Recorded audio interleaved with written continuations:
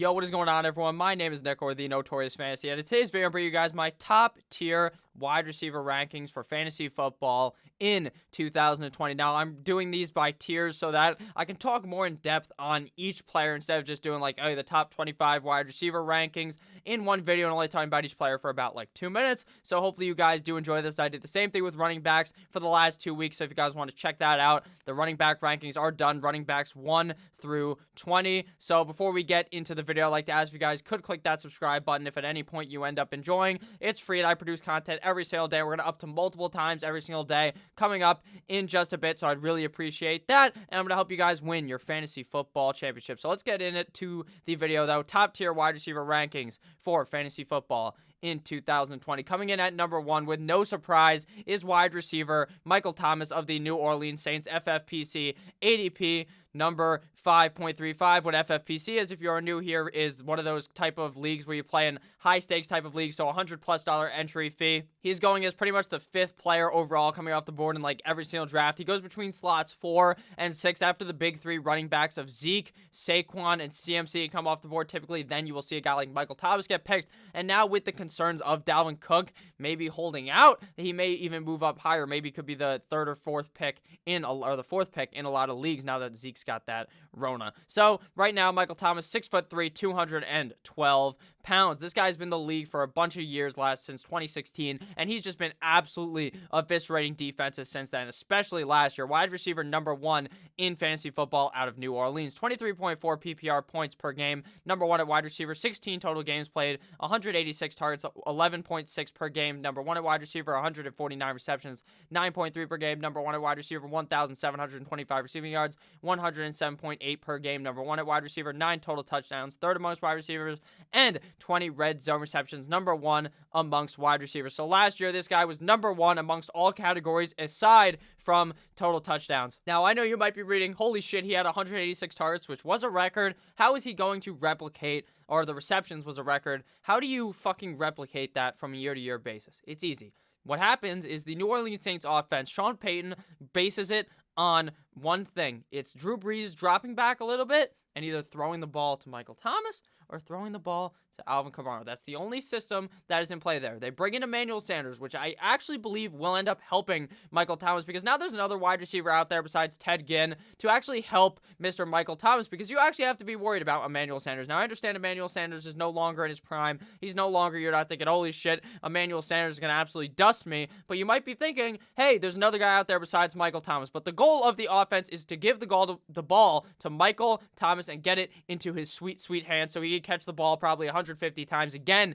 in 2020. Michael Thomas is by far and away the wide receiver 1 to me. Now, the number 2 guy is close, but I think if you have anyone above Michael Thomas, you're kind of just lying to yourself. I understand that on a year-by-year basis, you'll never really see the same wide receiver, same running back hit in back-to-back years, but if there was an exception, it'd probably be this year with CMC and Michael Thomas. These guys are absolute beasts at their position, and Michael Thomas is a beast, not because he's the best wide receiver in the NFL. I would argue that he actually isn't. I think Davante Adams, DeAndre Hopkins, guys like that are just overall more talented than Michael Thomas. But at the end of the day, if you're throwing the ball 12 times to Michael Thomas a game, 11.6 targets per game, you throw it to him maybe just 10 times, and the guy's going to eat. And he did it with Teddy Bridgewater, and he did it with Mr. Drew Brees. So I don't even think it matters who the quarterback is for the New Orleans Saints, as long as right now we'll see it is obviously going to be Drew Brees unless he ends up getting hurt. I think this New Orleans Saints team is looking to get that one last ride. Obviously, Drew Brees is back for one more year after it seemed like he wanted to retire. Now, Michael Thomas is probably one of the biggest douchebags on Twitter. The guy has the Twitter fingers that Drake talks about in his diss track against Meek Mill. If anyone says something about fucking Michael Thomas, and the guy's a roar. He's typing, fuck you, motherfucker, and he just gets all pissed off in the comments. I'm the best wide receiver ever, blah, blah, blah, blah, blah. I'd be the best wide receiver ever, too, if I was getting fucking 11 targets a goddamn game. Now, obviously, this is an interesting stat here. Only missed one, actually. He hasn't missed a single game. He's just missed one fucking game since 2016. That dates back 4 seasons. 4 seasons of being very healthy, so there's no health concerns when it comes to Michael Thomas. And And like I said, he's the NFL season reception leader in 2019 with 149 receptions. And something also very interesting to note is I talked about how he did good with Drew Brees and without Drew Brees. If you note, it's pretty much identical numbers except for the reception number was higher with Drew Brees. So in split, if you're watching this on YouTube, is with Drew Brees. Out of split is without Drew Brees, or you could be listening to this on podcast as well. If you're listening to this on podcast, I'd appreciate a review down below since I noticed a lot of people are now watching. So in split, 11 games with Drew Brees, 18.73 half PPR points per game, 23.59 PPR points per game, 9.73 receptions, 0.55 total touchdowns per game, receiving targets 12.18, and receiving yards 106.73. Now, out of split is obviously 5 games with Teddy Bridgewater being the quarterback after Drew Brees got hurt. 18.82 half PPR points per game, 23.02 PPR points per game. So his point total was less in both categories. Receiving, 8.4 receptions per game, lower. 0.6 touchdowns. Note the touchdowns would have been higher, but it was only off by 0.05. So not too much of a difference. His receiving targets, 10.4 per game, lower. And his receiving yards were actually higher at 110.2. So don't be worried about if Drew Brees was to go down, because Jameis Winston, who's the backup, will probably do exactly the same as Teddy Bridgewater did, if not better, because fucking Jameis will throw for a zillion yards, but he'll throw like 20 picks, but that doesn't matter because it doesn't hurt Michael Thomas if he throws a pick. They are going to force feed Michael Thomas the ball again in 2020, so let me know what you guys think about Michael Thomas. Let me know your guys' top tier of wide receivers. I'm going to go through all 4 guys, but I actually want to talk about the 4th guy later because I actually am not sure if he's still a top tier guy. I kind of weigh that differently every single time I look at it, so we will discuss that at the end of the video.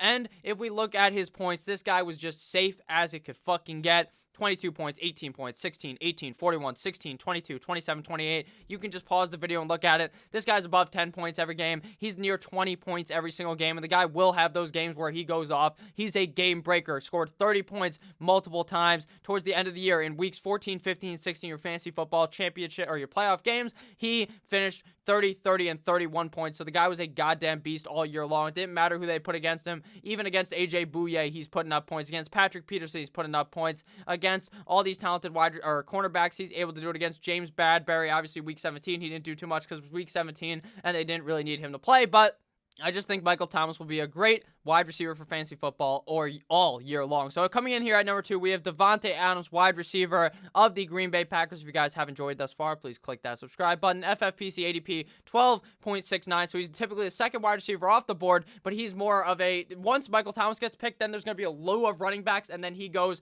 typically towards the back half of the first round or into the second round. Davante Adams is 6'1", 212 pounds. Now, obviously, last year he ended up getting hurt. He had that turf toe type of injury that we see guys like AJ Green get. Shout out to AJ Green, who will probably play like 5 games this season.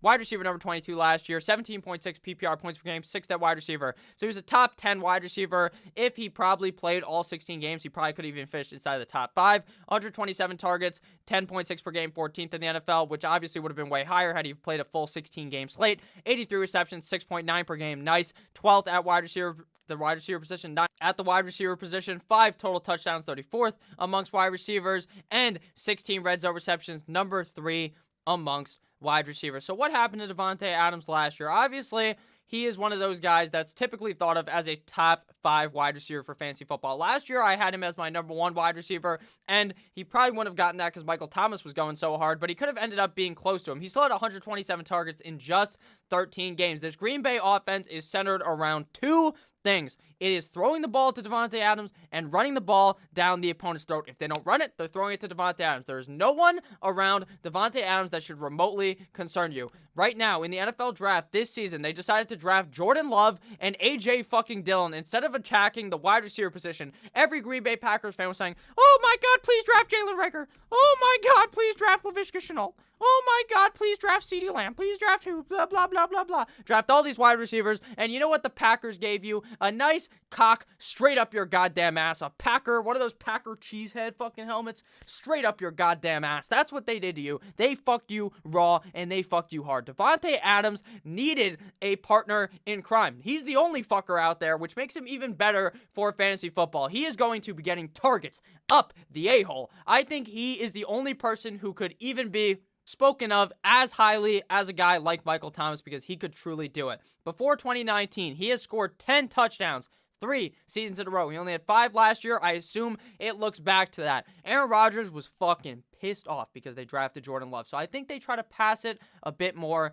this year, strictly off of his play calls. Now, the number 3 guy here, because Davante Adams, there's not too much to break down there. We got Julio Jones, 6'3", Atlanta Falcons wide receiver, 19.19 FFPC, ADP 220 pounds. His workout metrics will make you absolutely blow a load if you're Dirk Cutter, offensive coordinator of the Atlanta Falcons. 4.39 speed, 95th percentile, 98th percentile speed score, 94th percentile burst score, 85th percentile agility score, and 98th percentile catch radius. Julio Jones last season finished as wide receiver number 3. This guy's been a top 5 wide receiver as long as I've been fucking alive. It seems like 18.3 PPR points per game, third at wide receiver, just 15 games, 156 targets, 10.4 per game, second at wide receiver, 99 total receptions, 6.6 per game, fifth at wide receiver, 1,394 receiving yards, 92.9 per game, second at wide receiver, 6 total touchdowns, 20th amongst wide receivers. Julio Jones is trying to sniff 10 touchdowns like he's fucking Tony Montana doing a huge ass line, but he just can't fucking do it. He can't. He will never hit 10 touchdowns. For some reason in the end zone, Matt Ryan just throws it like 30 feet above him, or he just somehow drops it. This guy's never going to be a touchdown guy, but what he is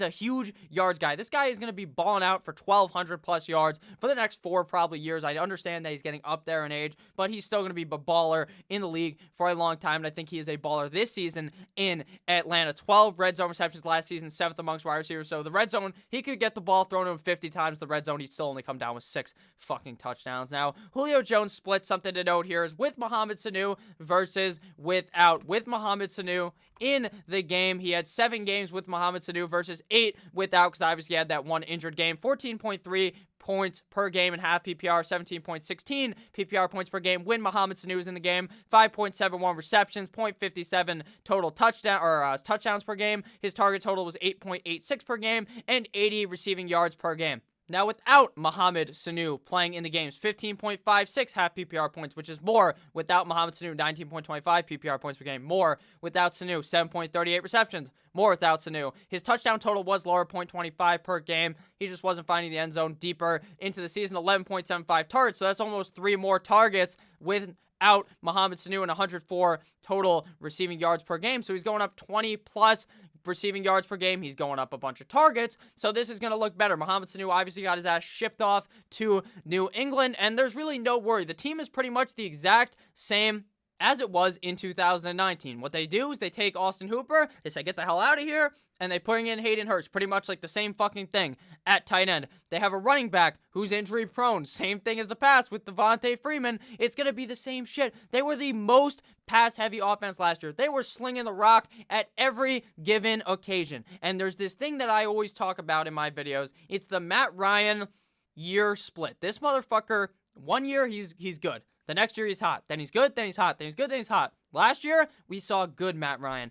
This year, we're going to see dangerous Matt Ryan, kind of feeling dangerous like Baker Mayfield. He's going to be on fire. Julio Jones tears it up yet again. This guy's old as hell. He's always questionable in your fantasy lineup. You better believe that shit. You play Julio Jones fucking breaks his back from carrying the goddamn team or something, and then he's just questionable all week, and then he just ends up playing. He only missed 1 game last year. I'm not too concerned about injury. I love Julio Jones for 2020. Coming in at number 4, the final wide receiver of the top tier, we got Tyreek Hill, wide receiver of the Kansas City Chiefs, FFPC ADP 16.65, which I want to note, he's actually lower than Julio Jones. In some drafts, you kind of see these guys mixed and match. You typically see Michael Thomas coming off as the number 1 wide receiver. The number 2 guy is always Davante Adams. Those two are the 1-2 punch. And then you might see Tyreek come third, or you might see someone else. But normally now, Julio Jones has been the 3 guy, and Tyreek Hill is the 4 guy. Tyreek Hill, 5'10" for the Kansas City Chiefs, 185 pounds, 98th percentile, 40-yard dash. He should be 100th percentile. This guy burns people down the goddamn field, just like Sammy Watkins burnt Richard Sherman in the Super Bowl. Shout out to the Kansas City Chiefs for winning the Super Bowl. 69th percentile speed score.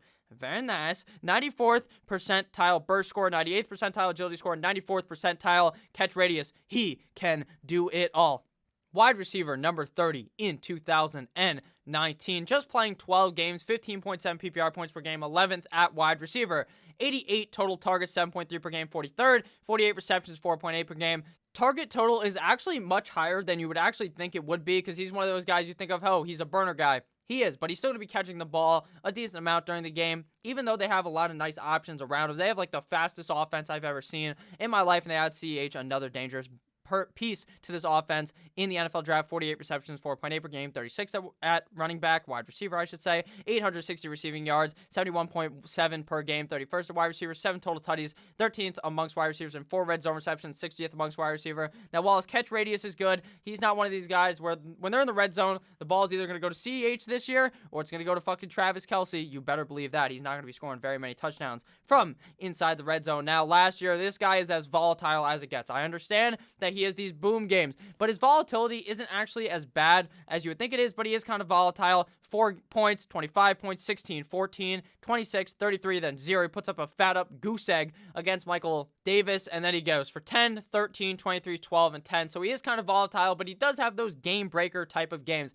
He adds something to your team that not many players could do. Legitimately, this guy could score 40 points and win you a game. He could fucking score you 45 points and win the game. This guy is the biggest game breaker in fantasy football besides Christian McCaffrey. He will single-handedly put the team on his back. Darren Sharper, hold my dick, jump straight into the end zone, score you like 3 touchdowns. He's that good. The Kansas City Chiefs are amazing. There are a lot of options there, but Tyreek Hill is one of the best options for him. So I think Tyreek Hill is my 4th guy, but my top tier thoughts on him are kind of concerning because I don't know if I really want him in that top tier. Let me know if you'd consider Tyreek in your top tier. Right now, he is, though. So looking at some other interesting stats here, Pat Mahomes played 10 games with him versus 2 without. And what's funny is if you're looking at the screen, he's actually better without Pat Mahomes when Mr. Matt Moore was playing in the game.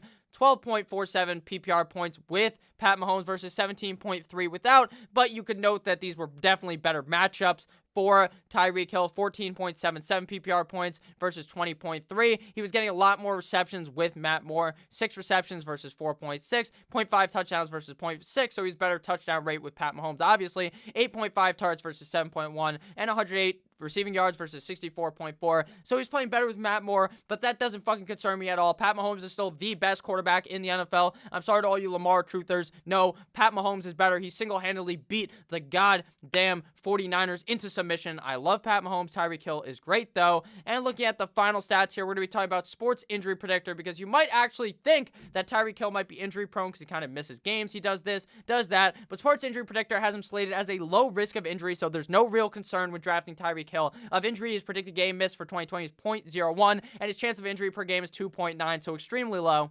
I think we see a great season out of Tyreek Hill yet again. If he can just stay healthy for 16 games, this guy could truly show us how elite he is. I think Tyreek Hill is going to be great, but he's kind of pivoting in and out of my top tier at wide receivers, and I'll talk about that yet again in the next tier video if I've moved him up or moved him down by that time. So I love each and every single one of you guys. Make sure to have a great rest of your day. And if you ended up enjoying at any point, please click that subscribe button. I love you all. And I will see you motherfuckers back again tomorrow with yet another video. Goodbye, guys. I love you all. As always, have a great day.